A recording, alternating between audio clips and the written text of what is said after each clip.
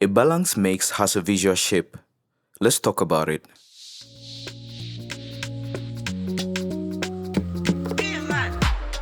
Yo guys, I'm BiiMan and you're welcome to the video. It's actually no news that a balance mix has a shape. It looks something like this. Oops. Well, sorry if you expected to see something else besides the shape of a pink noise profile in tonal balance. But hold on though, don't you think this is too perfect? Wouldn't everything just sound the same, which by the way is not even possible because no two mixes are the same? Actually, the main question is how would you tell with certainty if your mix is properly balanced and would translate well across all systems when your working space and monitoring is not top-notch? Every balance mix can have exactly the same shape because dynamics vary across every mix. Staying within this range is the target. So, what if you could speed up your workflow by building your mix with intention from the ground up to end up with a balanced shape that translates well across all systems? Yes, that's possible. Stick around, let me show you how. First, let's keenly observe this shape and see how much information we can get out of it to influence our decision making towards arriving at this target. Definitely not exactly, but at least staying within the targeted range. So first you have to understand that every genre of music must not be shaped to have this particular curve to be considered balanced, which is very understandable, and that's why tonal balance gives you a category of different genres to pick from. You have bass heavy, country, EDM, right down to rock. I mostly work with bass heavy songs, hip hop and pop. The curve just has a slight difference in shape between all these different genres. For example, check out the shape with country music. With EDM, you get a different curve with much more bass, but the shape stays almost the same. Let's stick to bass heavy. Now, you would observe that this tool is divided into 4 different frequency bands. You have the low, that goes from 0 to 250 Hz. The low mid that goes from 250 Hz to 2000 Hz. The high mid that goes from 2K to 8 kHz. Then the high, which goes from 8K to 20K and above. This tool is not just only important for mix engineers but also for producers as well. Say you're producing in a not so acoustically treated space, it's easy to get excited and keep adding instruments that might turn up to concentrate on one particular frequency range. Constantly checking up with a tool like this gives you visual information that can make up for what you're not hearing. It basically helps you scope a mix. The way I use this in a mixing session is, I introduce elements one after the other, focusing on one frequency range at a time to get a full picture of the mix when everything comes together. This helps take away doubt, speeds up decision making, and generally the entire workflow. So first, let's tackle the low end. The mindset you should have is, which instruments make up the low end? That's definitely kick and bass. Let's introduce those two and see what happens.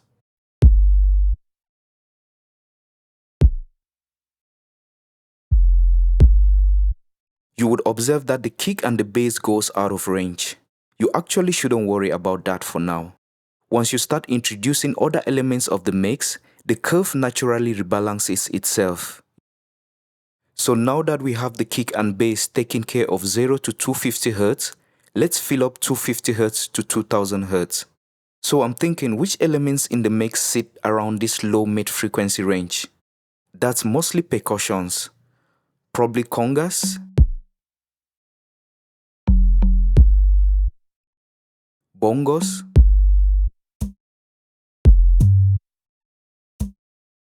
and you can see that with just this, the curve is reshaping itself. Let's introduce even a rim. It goes up to 2 kHz. You see? You can see now we're tackling both the low mid and the high mid at the same time. You can also tell something is lacking here.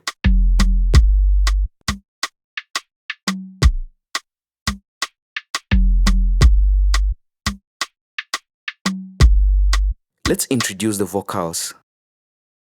Prepare Dis-moi si ta meuf c'est bien moi encore. Am I the one used to getting okay? This is the reason I'm getting okay, yeah. You can see that with the vocals, we're almost there. Now let's introduce basically every other element in the mix.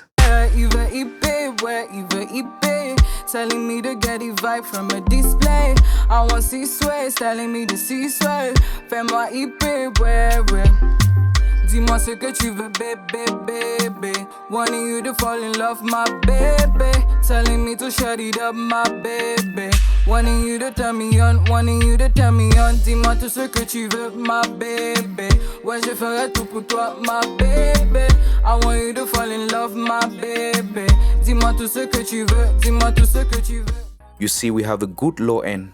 A deep somewhere here around 300 Hz, which I'm not too bothered about, especially in this type of song because it turns to sound boomy. We also have a deep around 3K. Around 2 kHz, we're good. Let me play the mix from a place with lesser instruments and you see how the curve gradually reshapes itself.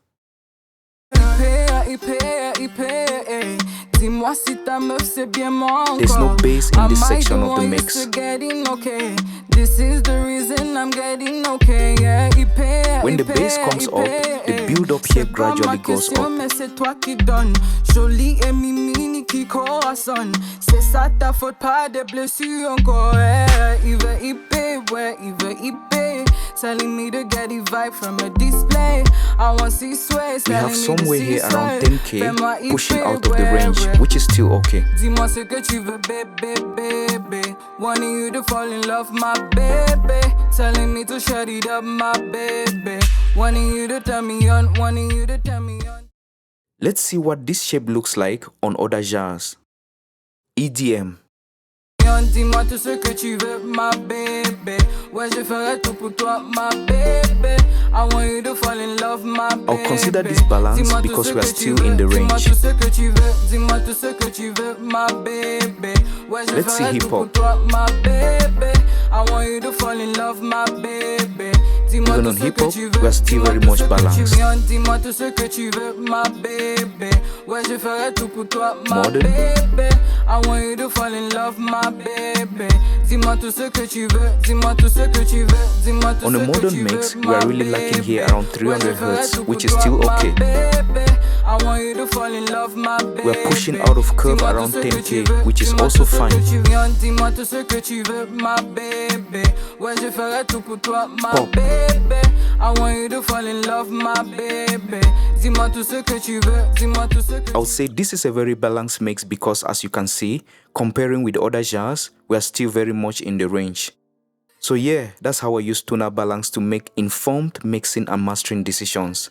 Sometimes I could be working on a client's mix with stems that are all over the place. Even after gain staging, it's still a hassle trying to get the right balance and I don't want to change or lose the original feeling of the production. This gives me enough information to know which important frequency range is lacking. I then find ways to make up for that frequency range. For example, if I need to fill up this 300 Hz, I just simply need to find out which element in the mix sits below and closer to this 300 Hz. I can then introduce saturation and generate new harmonics from that element to compensate for the missing frequency range. I make sure not to overdo anything as a bit of it across multiple elements in the mix goes a long way. So that's it for this video, guys. I hope you learned something new and as always, please don't forget to like, comment and subscribe and see you all in the next video. Take care.